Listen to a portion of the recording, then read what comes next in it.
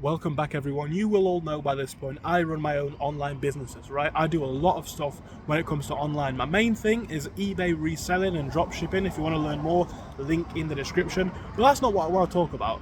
I only point this out initially because it speaks to a message, right?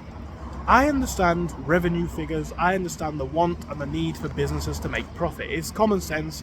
You put in so much work building a product, selling a product, you want to make money on it. That's not unreasonable, I don't think. And it's how the world works. You want to get something for your labour, and I don't think that's wrong at all. But I think anyone who is switched on about these sorts of topics, who looks around into the real world in the modern day, acknowledges one thing is abundantly true. There is a big divide occurring between, say, the richer in society and the less prosperous. And that divide is being driven a lot by how much items cost. Now, I already have explained this numerous times, but for those who may not know the concept, the idea is, right, so everything costs us not very much to start off with. People who own shares in, say, big companies or people who own multiple properties, they have the ability, once they get enough market share, to kind of set the prices, and also due to supply and demand, to drive the prices up. So housing has gone up massively. That is, of course, because there's not enough housing stock. Food prices and whatnot have also risen. Of course, that is partially due to the increased cost of production. Fuel has gone up massively, water costs have gone up massively. And all of these companies say, well, it costs us more to make this, it costs us more to produce, it costs us more to supply, it costs us more to whatever. All of these costs apparently have gone up. And I do believe that, right? I'm not going to say it's not true. But readily available information for publicly shared companies, publicly owned companies, as in companies who have shares in the stock exchange and stock markets, are things like balance sheets, are things like revenue and profit. Want to find out how much money Apple made last year? Google it. Want to find out how much money BP made last year? Google it. Want to find how much money Tesco made last year? You get the point, right? You can find out profits, you can find out how much revenue they made, you can find out what their market share is. This is no secret, this is no conspiracy, this is very, very public information. Everybody knows that, everybody understands that, right? To make a company attractive to shareholders, you need to put this information out there. So it's not hard to find. But everyone says, and a lot of people have bought into this image, right? Well, the reason why petrol's so expensive is because companies have to spend more because of the hostility and volatility in the world and in the oil markets. Well, yeah, I'll take that. But why have petrol and diesel prices not really gone down very much since 2020? That's a long time ago. And by the way, yet again, readily available information. I'm not sharing anything new here. Google it. Google the profit figures for Tesco's. Google the profit figures for BP. Google the profit figures for, I don't know, any oil company, any food company, a lot of medical companies, a lot of political based companies. Record profits in the past 5 years, right? This is no secret. You can find it out. Your companies like your BPs, I'm not going to name specific brands, but we'll say your oil companies, right? Your oil companies, your water companies, your food companies, they're making big profits. And that doesn't mean that your farmer's getting richer. It doesn't necessarily even mean that the people who extract oil out of the ground in countries far away are getting richer either. But the big brands who supply them to the consumer, to us, are. They're making more than ever. There's no secret.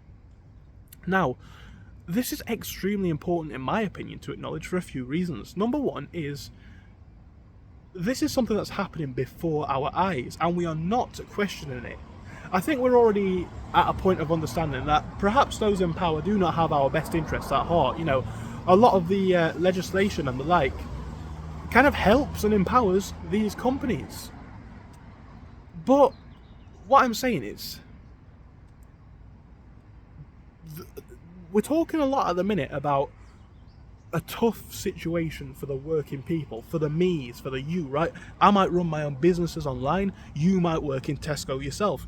I don't care where you work, I don't care where I work, I do what I do, you do what you do.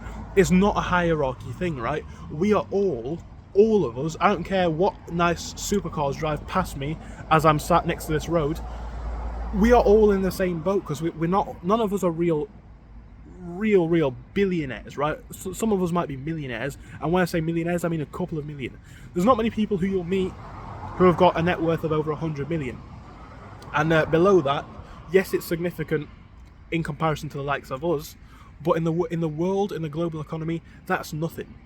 So what I'm trying to say here is, there's all this emphasis being spoken about on the news, on the TV, online. The average working person, be that the middle class, the working class, is having it tougher than ever. Why don't we think about why that is? It's not just... I'm not saying that it's not because the prices have increased in the past couple of years. They probably have. But maybe the prices have increased a bit. But why are companies making record profits at this time? Shouldn't they be making less profit, maybe even record losses? Right? Because the price has gone up. If a company was either forced by the government or morally wanted to take the high ground for whatever reason, most of them won't because of how businesses work, but if they wanted to take the moral upper ground, a company right now would be making the same profits, perhaps even less, possibly even massive losses, because they'd be selling the same product for the same amount, maybe slightly more, maybe slightly even around the same price, or even a bit less. That never happens though. We never see prices go down, we only see prices go up.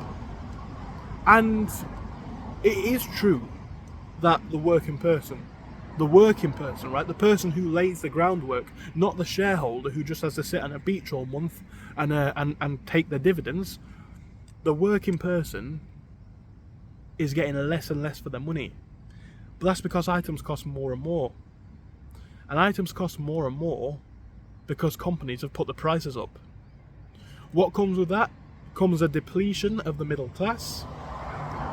And by the way, the middle class is something that we should all have the ability to obtain, right? The idea in my head has always been, in places like the UK and the US, you can grow up poor, like I did, but by the end of your life, or even by your middle years, by the age that you're 40 or 50, or maybe even 30s, if you've worked, got your degree, done all your stuff, whatever, built a business, you can be middle class by the time you're dead, and your kids can prosper from that. But the middle class is disappearing, and the reason for that is quite obvious. It's because, well, big companies are taking more and more. There will not be, if this carries on, right, I think most people can agree, there will not be a middle class. The middle class, to me, is always not necessarily based on what your job is, but based on the fact that you don't have to worry about money. You can basically do what you want. You still probably have to work. You're not like upper class, but you still have to work. But you've got spare income, right? You've got spare capital. You worked hard. Blah blah blah. You can achieve stuff. That faction of society doesn't appear to be as prevalent anymore because, you know, you've worked hard all your years. You buy a decent car. Insurance on that in the past couple of years rocketed. Fuel prices for it rocketed. You used to be able to go out for your Starbucks a couple of times a week. Whether that's right or wrong is a different subject. But at least you could do it. It's your choice. Prices have gone up. Food prices have gone up. And this is what we're seeing. The corporatization and the mass profiteering of a lot of sectors, in my view, has resulted in a point where not everyone can afford it. Most people can't actually. And that's not going to be a good thing. We've already discussed the fact that people won't work for peanuts, they won't work for nothing. Give them something to aspire to, whether it's a nice house, a nice car, the potential of maybe going on holiday once or twice a year. They will work hard. But we're seeing that disappear, and you think people are going to continue to work. Well, they're not. Yes, we have seen factors that are outside of our control, right? Like I say, prices have undoubtedly gone up in a lot of fields due to a lot of reasons in the world that we don't need to get into. But how do we start to address the cost of living crisis, the inflation crisis, whatever you want to call it? We start by addressing the cause of it. And the cause of it is the fact that a lot of prices are going up, wages aren't, companies are making more and more profits than we've really ever seen at any point in the past. And it's coming to a new point in the system. It appears to be the case that, well, it's getting tougher for the average person. It's not going to be good if this carries on. And how that can carry on, I'm not sure, but I'm sure you guys will tell me your thoughts in the comment section. Do let me know down there what you do think on this topic. But I suppose that's really it for this video. Thank you for watching. I hope to see you soon. But that's it for now. Goodbye.